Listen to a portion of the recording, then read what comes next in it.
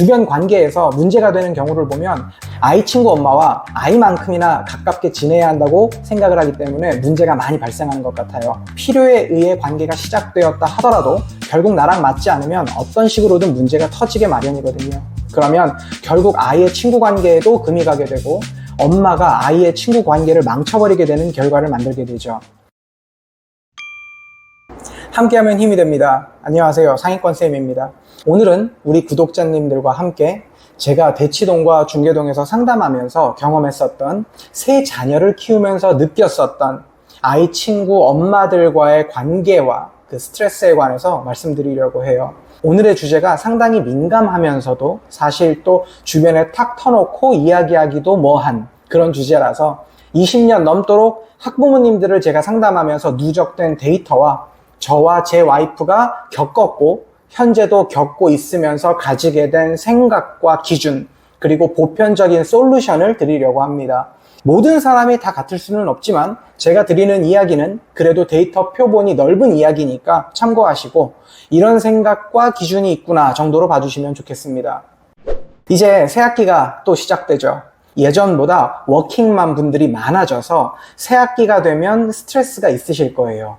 새로운 대인관계는 부담스러운데 내 아이의 좋은 관계는 엄마들이 만들어준다고 자꾸 들리니까 내가 못하면 어떻게 하지? 내가 엄마들과 잘 어울리지 못하면 좋은 정보들을 못 얻을 텐데 내가 엄마 모임에 잘 못 어울려서 내 아이가 친구들이 많이 없나? 그런 걱정들도 있죠. 내 아이와 관련되어 있다 보니 아이에게 안 좋은 영향이 있을까봐 신경도 쓰이고 삶의 배경과 직업까지 다 다른 사람들이 모여 있으니 쉽지가 않습니다. 아이가 관련되어 있어서 복잡하지만 그래도 결국은 인간관계의 큰 틀에서 다르지 않기 때문에 나만의 기준이 있으면 되고 일반적인 기준과 맥락에서 포지션을 잡으시면 됩니다. 그러니 어떻게 해나가셔야 할지 제가 지금부터 하나씩 설명해 드릴게요. 먼저 한 가지 힌트를 드리자면 초등 시기에는 이런 고민들이 정말 많이 있는데요. 중등에서 고등으로 올라갈수록 그리고 고등학교를 올라가면 이런 고민들이 거의 없으세요. 그 이유가 뭘까요? 거기에 답이 있습니다. 첫 번째입니다. 불가근 불가원 원칙을 아셔야 해요. 그래서 멀리 하셔야 할 타입을 먼저 말씀드릴게요. 만나면 기빨리고 힘든 타입의 분들이 꼭 계십니다. 제 와이프도 그렇고 엄마가 되면 아무래도 세지죠. 근데 그걸 넘어서 센 분들이 있어요. 약간 센 언니 느낌. 경우에 따라서 다르지만 만나면 아이들 관계도 좋고 나도 힐링이 되어야 되는데 그렇지 못한 관계는 불가근 불가원이 답이에요. 다시 봐도 어색하지 않은 정도로 웃으면서 인사하지만 적당히 거리를 두는 지혜가 필요합니다. 나중에 같은 반이 될 수도 있고요. 몇 년 후에 같은 학원을 다닐 수도 있거든요. 거리를 두시는 게 현명합니다. 만나서 자꾸 기빨리고 자꾸 힘들게 나를 만드는 모임은 나가지 마세요. 안 나가셔도요, 내 아이에게 큰일이 일어나지 않아요. 영향력을 가진 모임이 좀 있죠. 거기서 자꾸 부르면 횟수를 줄이시면 돼요. 결국 중요한 건 내 아이의 학업 성취도예요. 아이가 역량이 높고 잘하고 있으면 사실 엄마들 관계에서도 너무 걱정 안 하셔도 되거든요. 그게 아닐 경우가 문제가 돼서 고민들을 하시게 되는 거죠. 그렇다고 하셔도 오히려 내 아이의 학업 역량에 대해서 더 고민하고 집중하시는 편이 훨씬 더 이득이 됩니다. 특히나 내 아이가 학습이나 생활에서 뭔가 단점이 있거나 성취도가 떨어지면 더욱 엄마들 모임에서 위축되거나 끌려다니실 수도 있게 되는데요. 차라리 이럴 땐 더욱더 기준을 잘 세우시고요. 내가 집중해서 내 아이에게 신경 쓰는 편이 낫습니다. 자, 둘째입니다. 교육이나 사교육에 굉장히 많은 정보를 가진 것처럼 말씀하시는 어머님들한테 휘둘리지 마세요. 공부 얘기만 너무 많이 하면서 본인의 교육관을 다른 사람에게 주입하려는 그런 분들이 가끔 계세요. 그리고 본인들이 선택한 학원에 대해서 프로모션 같은 이야기를 하면서 강요적인 분위기를 만들거나 하는 그런 모임이나 분들도 계실 때가 있습니다. 제가 여태까지 상담해 오면서 참 많은 부모님들을 배웠었는데요. 마치 다 아시는 것처럼 확고한 분들 중에 가만 보면요, 정말 맞는 분들은 별로 없었고요. 잘못된 방향으로 가고 계셨어요. 강하게 말씀하시니까 제가 더 이상 말리지는 않았었습니다. 그래봐야 소용없다는 걸 알고 있었거든요. 아이가 성적이 나중에 떨어지고 다시 찾아오시는 분들도 있었는데 저는 다른 이유를 들어서 더 이상 도와드리지 않았습니다. 도와드린 적이 있었는데 결국 같은 결과로 가더라고요. 초등 때는 웬만하면 아이들이 다 잘하는 것 같고 내 아이가 영재인 것 같고 그렇죠. 그래서 아닌데도 확고한 분들이 계세요. 중고등으로만 가도 그런 분들이 확 줄어들게 되거든요. 왜냐하면 아이들의 진짜 실력이 드러나는 시기가 되니까요. 그러니 교육은 전문가에게 맡기시는 게 낫습니다. 사실 내 아이에게 도움이 될까 싶어서 그런 모임이나 어머니와의 관계가 중요할 것 같겠지만 첫째 아이가 그 모임에 있는 거라면 그 어머니도 사실 그렇게 잘 모르세요.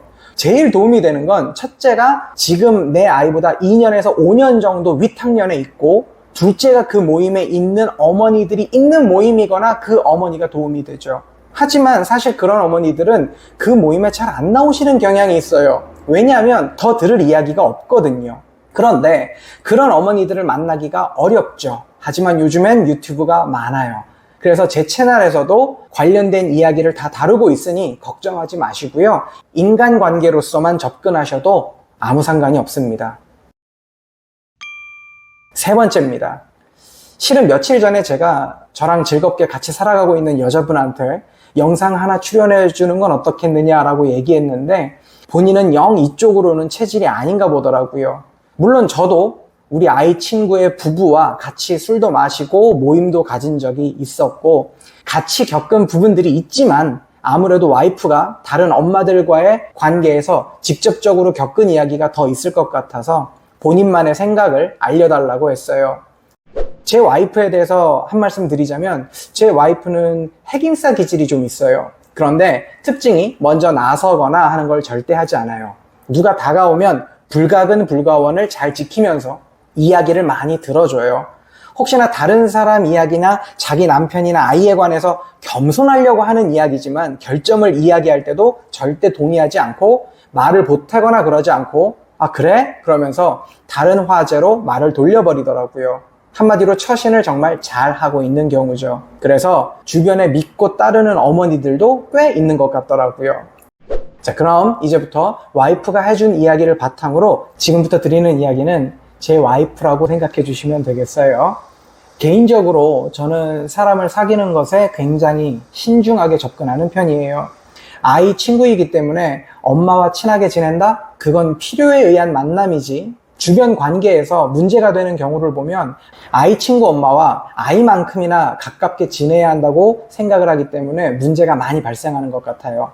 엄마도 사람이잖아요. 필요에 의해 관계가 시작되었다 하더라도 결국 나랑 맞지 않으면 어떤 식으로든 문제가 터지게 마련이거든요. 그러면 결국 아이의 친구 관계에도 금이 가게 되고 엄마가 아이의 친구 관계를 망쳐버리게 되는 결과를 만들게 되죠. 제 경우를 예로 들자면 저는 아이 유치원 때부터 같은 반 친구 엄마들과 학기 중엔 개인적으로 연락하거나 만나지 않았습니다. 학기 중에 모임을 갖게 되면 학급에 대한 불만, 선생님에 대한 불만들이 분명히 나오게 되어 있거든요. 그렇게 되면 내가 느끼지 못한 학급 친구나 선생님에 대한 선입견을 가질 수 있게 되고 결국 그런 선입견이 제 생각이 되어버리기도 해요. 저도 아이 담임 선생님이나 학교에 대한 나름대로의 여러 의견과 생각이 있죠. 하지만 그게 모임에서 공론화 되어버리면 집단 의견이 되어서 더 이상 학급이나 담임 선생님에 대한 기대치가 없어지고 결국 무관심으로 이어지거나 혹은 갈등으로 터지게 될 수도 있어요. 아이 학습에도 미묘하게 영향을 줄 수도 있고요. 그래서 가급적 저는 같은 반 친구 엄마들과는 모임을 가지지 않으려고 했었어요. 하지만 엄마들이랑 소소한 수다를 원하시는 분들 있으실 거예요. 원하신다면 저는 학년 말쯤에 모임을 가시는 걸 추천드려요. 학년이 올라가기 전에 1년의 이야기를 추억하고 선생님에 대한 좋았던 점, 아쉬웠던 점들을 나누는 시간들을 가지시는 건 좋을 것 같아요. 갈등을 겪으면서도 이해하고 넘어갈 수 있는 마음의 여유가 있으시다면 엄마들과의 관계에 적극적으로 임하셔도 좋겠지만 엄마들이 원래 바쁘잖아요. 이해할 수 있는 마음의 여유가 없다면 갈등으로 터지지 않도록 선을 긋고 관계를 유지하시라고 조언드리고 싶어요. 이렇게 학년이 올라가다 보면 우연히 알게 되는 엄마, 어디서 만난 엄마, 학원에서 만난 엄마 등등 자의반 타의반으로 꽤 많이 알게 되실 겁니다. 그러면 정말 다양한 엄마들을 알게 되시는데 모두 이야기하는 방식이나 표현 방법이나 모두 같은 사람이 없어요. 그래서 나라는 자아는 딱 하나인데 이 모임에서는 이렇게, 저 모임 가면 저렇게 늘상 끌려다니듯이 맞장구 쳐주다 보면 어느새 나는 없어집니다. 맞춰주고 줏대 없는 누구 엄마만 남게 되는 거죠.